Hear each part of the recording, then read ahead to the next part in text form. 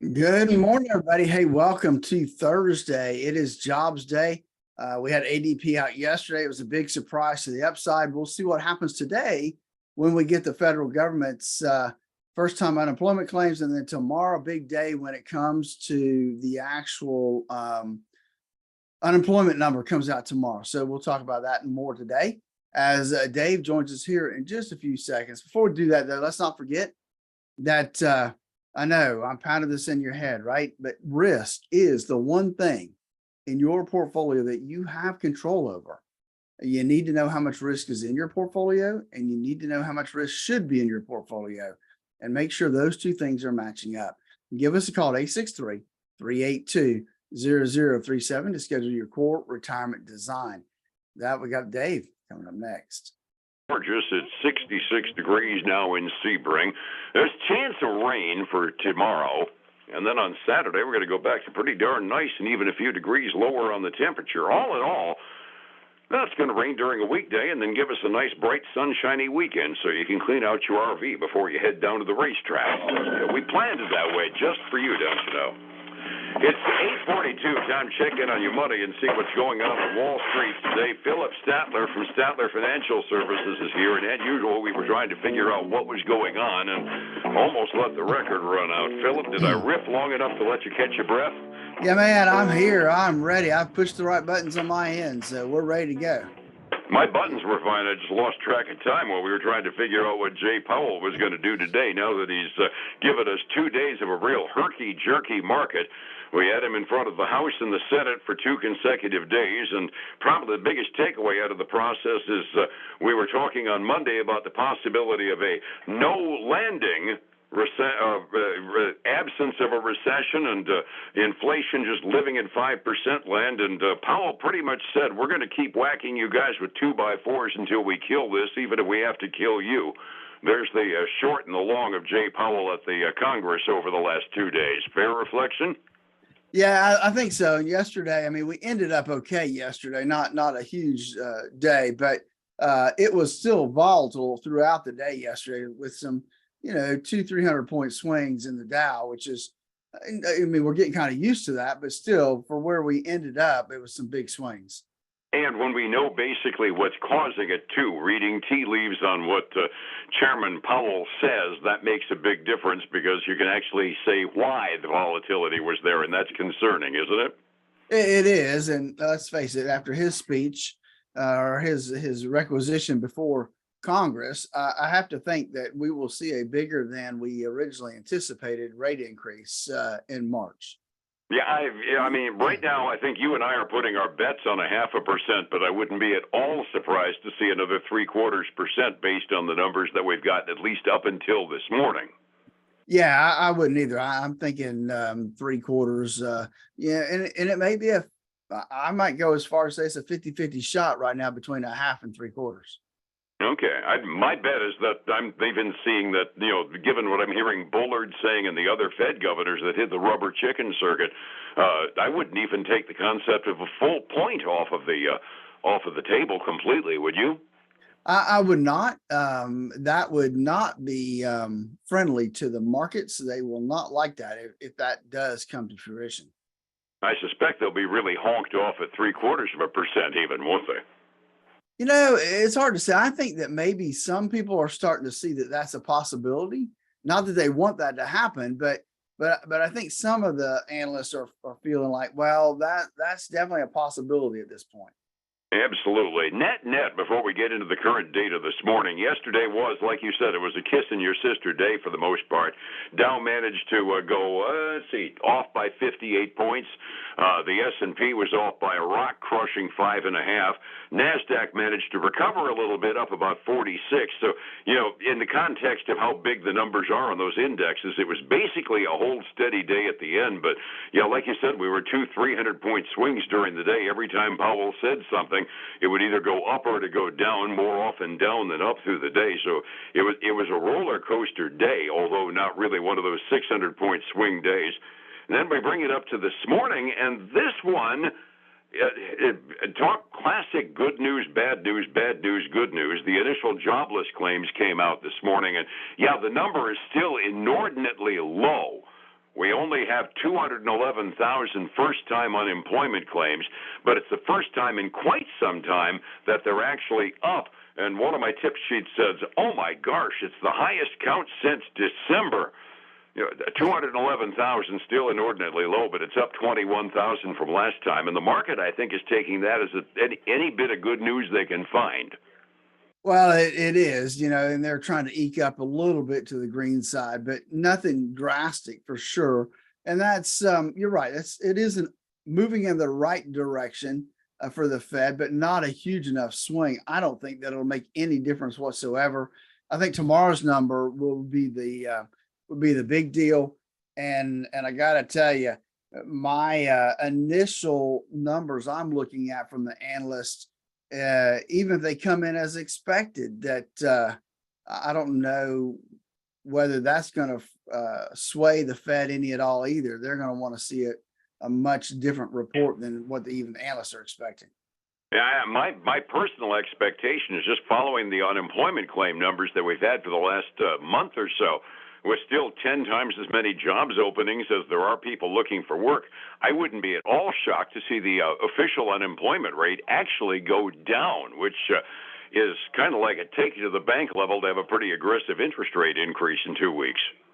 Yeah, I agree. I mean, right now they're anticipating it being still about 3.4% is what it was last reading as well. So, which is still inordinately, I mean, that's just a low number, right? I mean, full employment is defined by a 5% unemployment rate. And I can't remember the last time we saw a 5% unemployment rate, Dave.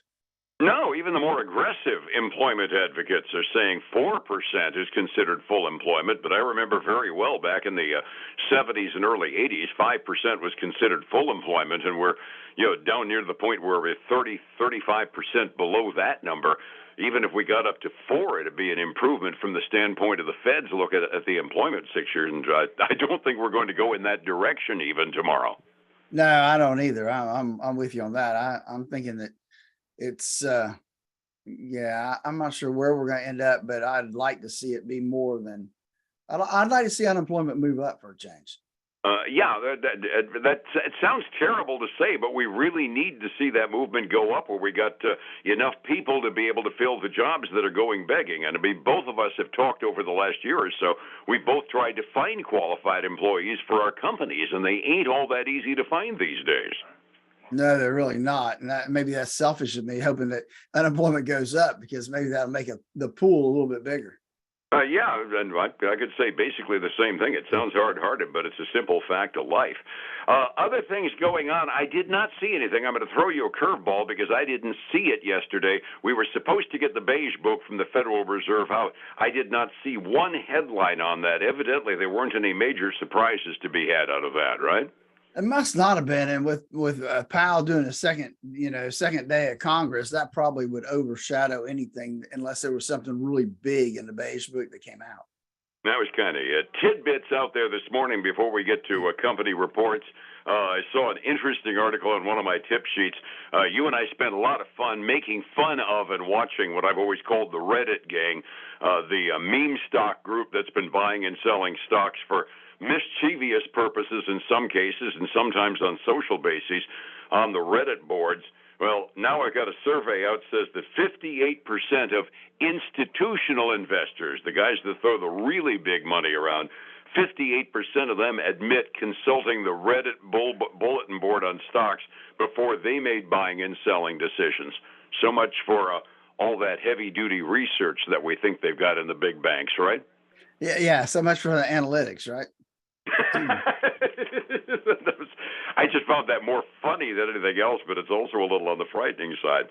Hey, we've been talking about the housing market being awful flat nationally. One of the big companies that does a lot of the mortgage writing reported this morning. How did Loan Depot do anyway?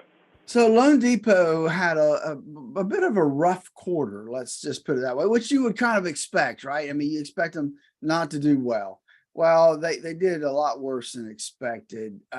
They were expected to generate about $190 million in revenue and lose. They're still expected to lose money, about 27 cents a share.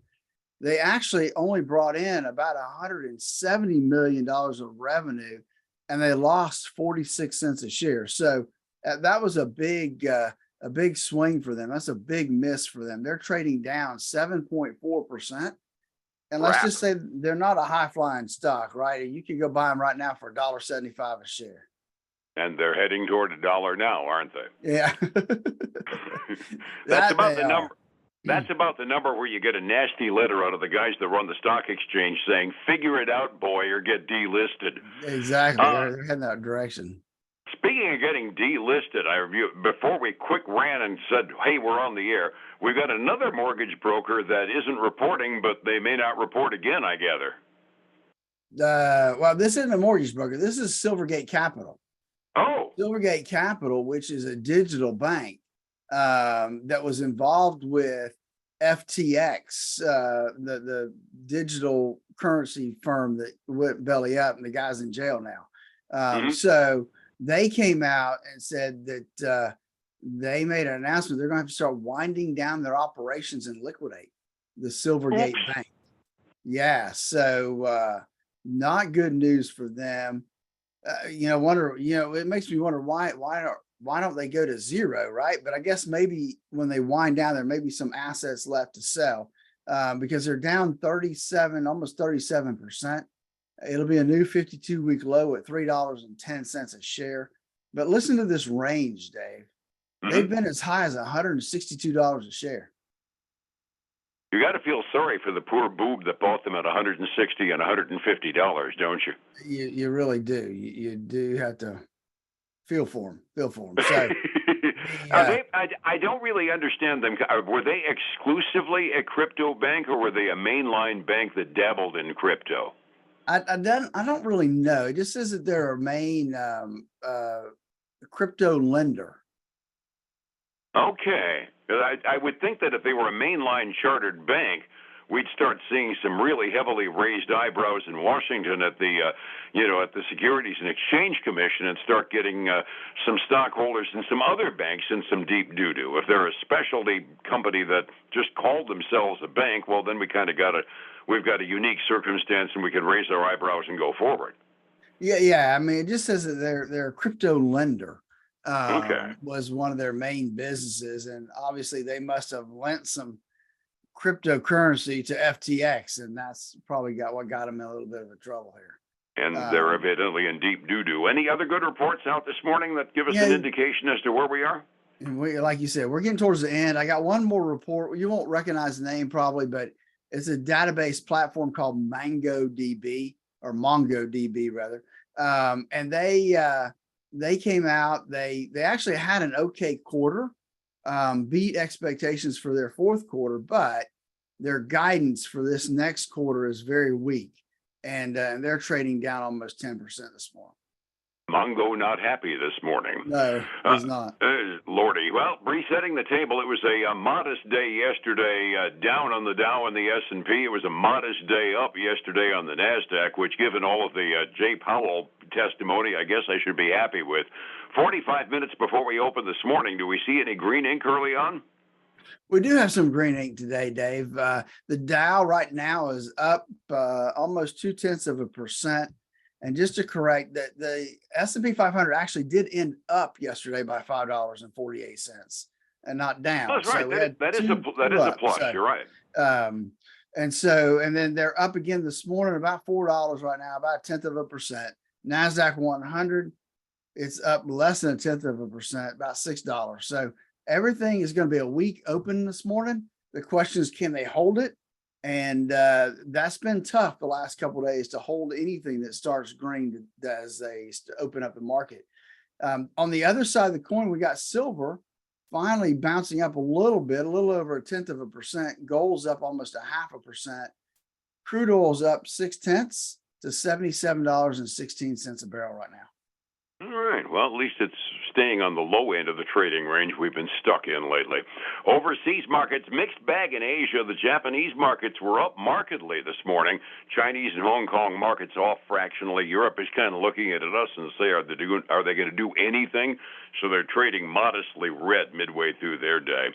Getting assurance as to how to make sure I can retire and retire with the plan I had in mind when I started. That's kind of important, and it takes an expert set of eyes.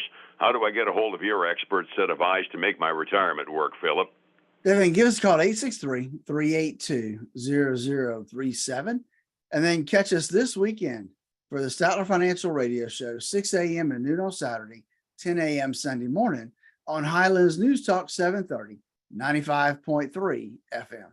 And back here again tomorrow morning with a look at what's going on with money tomorrow. Phillip, I'll see you shortly. Have a great weekend, all right? All right, buddy. You too. Take care. Thank you, my friend. It's 105.7 Light FM and Statler Financial Services. Phillip Statler. Hey, folks, again, I want to thank you for joining us today. I hope that your week has been going well. Hey, take care. We'll see you soon.